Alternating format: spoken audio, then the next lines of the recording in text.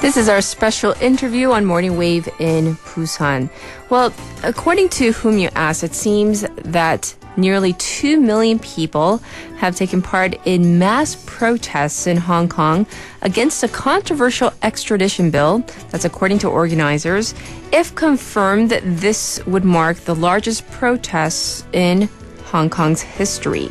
Let's find out more about what exactly is going on in Hong Kong with Mr. Antony Dapiran, Hong Kong-based lawyer and writer and author of the book City of Protest, A Recent History of Dissent in Hong Kong. Thanks for joining us today.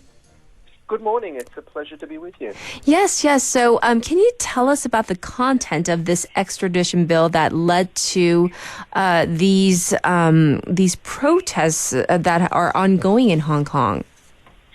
Yeah, so essentially what the government was proposing was to introduce a new law that would allow criminal suspects who were present in Hong Kong to be extradited from Hong to other countries around the world, but most crucially, including mainland China.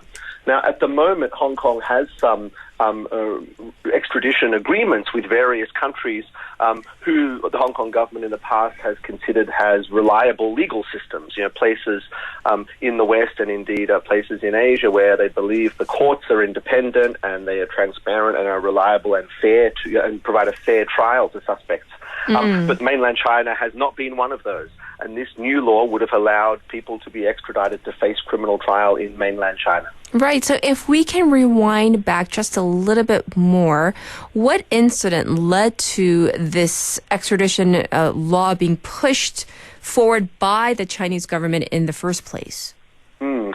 So the reason that the government said they needed this law and needed it so urgently was an incident that happened earlier this year when a young Hong Kong couple left Hong Kong and went to Taiwan for a holiday. Yes. While they were there, unfortunately, the woman was murdered, allegedly by her partner, and he returned to Hong Kong. Now, because there is no extradition agreement between Hong Kong and Taiwan, he is not able to be extradited from Hong Kong back to Taiwan to face trial for this murder. Yes. Now, the legal profession in Hong Kong said that there were many other ways that this problem could have been solved, including a one-off agreement with Taiwan just for this case. Yes. But the government decided to take advantage, I guess, of this opportunity to change the law to enable extraditions on a broader basis anywhere. And so it was really this case that they used as their excuse to push this change in the law through. Right. So from the outside, and also to play devil's advocate, this law, some might say, well, it seems plausible. What's wrong with it? But apparently, of course, for the Hong Kong people, it seems particularly problematic. So can you explain this? Yeah.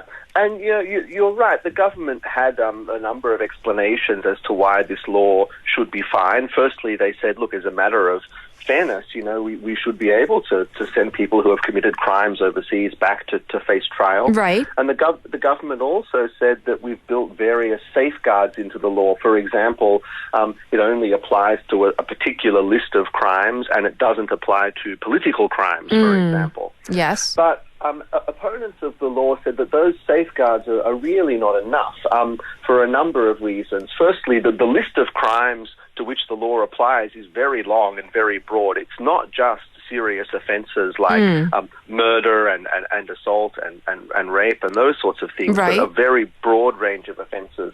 And secondly, they pointed out that if someone was wanted, for example, for their political views in the mainland, the mainland authorities would hardly announce that up front, and they wouldn't sort of say this person is going to be charged for a political crime. Instead, they would find some other reason to charge them, some other excuse. Yes. And the reason that this has alarmed people in Hong Kong so much is that there are obviously many people in Hong Kong who travel to the mainland and do business in the mainland, and who may have either inadvertently broken the law, or indeed the mainland local authorities may frame them on false charges and then use those as a basis to extradite them back to mainland China. But to get back to your question about what really makes Hong Kong people anxious about this law is that it blurs the distinction between Hong Kong and mainland China.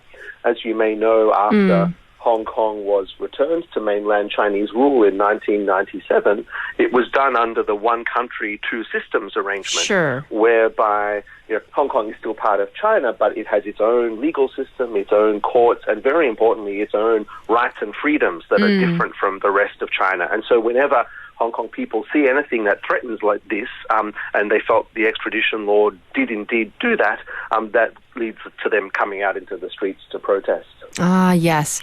Well, in terms of the reaction from the people against the government, first, let's focus on the Hong Kong government itself, because as many people have seen from around the world, Chief Executive Carrie Lam very much seemed to be supporting mainland China and its policy regarding this extradition bill, and likewise reacted very strongly to these protests.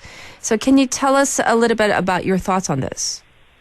Yes, I think the first thing to bear in mind is that Carrie Lam, who is the leader of Hong Kong's government, was not elected by the Hong Kong people. She was appointed by a committee of 1,200 of Hong Kong's business and professional elites, a largely pro-Beijing group. They vote the chief executive in, and they do it usually on the basis of whoever Beijing's preferred candidate is. So indirectly, she has been put in her position by Beijing, or at least with Beijing's agreement. Yes. So, but yet her role is to govern the Hong Kong people, and she should be doing that in the interests of Hong Kong, of course. Now, for this extradition law, she all along has said that this was entirely her idea, her proposal, and she wasn't pushed into doing this by the Beijing authorities. And Beijing have also confirmed that this has been very much an initiative coming from Carrie Lam herself. Now, if that is true, and many people doubt it, everyone is very critical about the way she has handled this, and in particular over the last week. As you mentioned, there were 1 million people out on the street two Sundays ago, so Sunday the 9th of June, very, very clearly opposing the bill. And after that march of 1 million people, the very same night, the government put out a statement saying, we note that people have exercised their right to protest, well done, but we're going to go ahead anyway, and basically completely ignoring this voice of 1 million people on the streets. That led to the unfortunate protests on Wednesday, when many young activists came out to blockade the Parliament building to prevent the meetings going ahead. They were successful, and that put consideration of the law on hold, but then the police violently dispersed that protest, leading to, I think, the images many people have seen on the television and on the newspaper from last week. And so after that, the Hong Kong community prepared for yet another protest on Sunday. And, Carrie Lam, in advance of that, really didn't do anything to diffuse public feeling. She tried to reiterate that the bill was on temporary hold, although she didn't say that it's been withdrawn, and she didn't really apologize. And that's, I think, what really made people angry and come out in even bigger numbers in the last Sunday just passed. So I think a lot of people are very critical of her, firstly for, bringing up this proposal in the first place. Secondly, for not understanding how sensitive this would be for the Hong Kong community. And then last of all, just in the way that she is perceived to be very arrogant and very insensitive in the way that she's dealt with the Hong Kong people on this particular issue. Right. Well, I want to compare this, these protests compared to the umbrella movement, which of course got a lot of coverage a few years back. What's the difference in the makeup? If I remember correctly, during the umbrella movement, mainly, not all, but mainly, really students, young activists compared to this time around. Yes, that's right. I think there's a couple of key differences between the umbrella movement and this protest, and I think those differences may have something to do with the success or failure. So the umbrella movement, you're quite right, was mostly student-led protest movement, mostly the younger generation.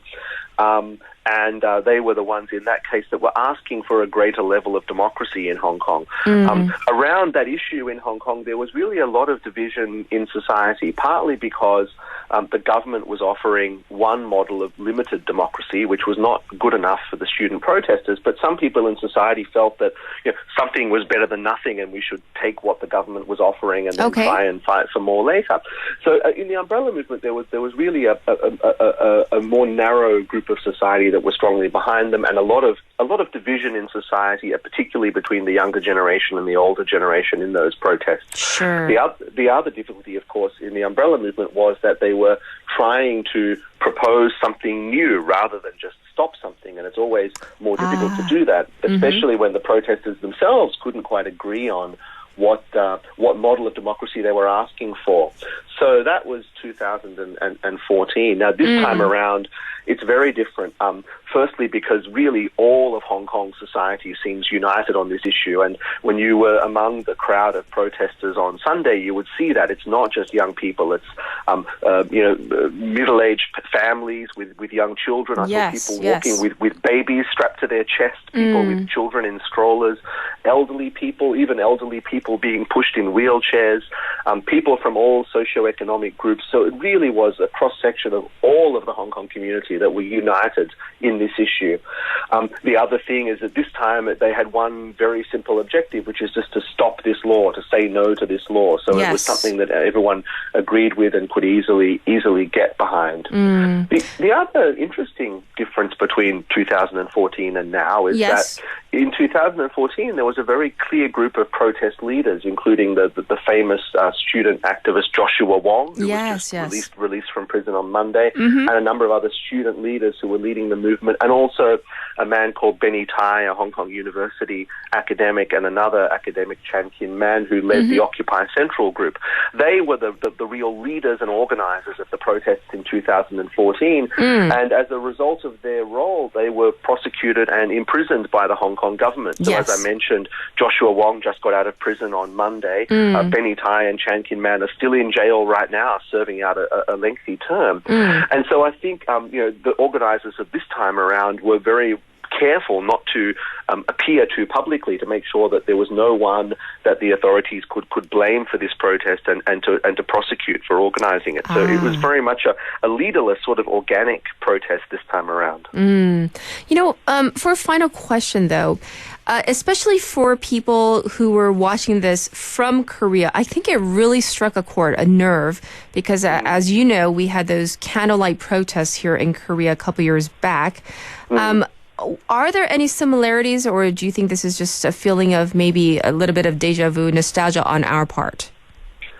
No, look, I think there really is. And I must say that there is a connection between the Hong Kong and the Korean protest movements. I mean, Hong Kongers are very aware of the strong tradition of protest that you have in Korea. Yes. And indeed, in 2005, when the World Trade Organization meetings were happening in Hong Kong, activists from around the world, including from Korea, came to Hong Kong to protest.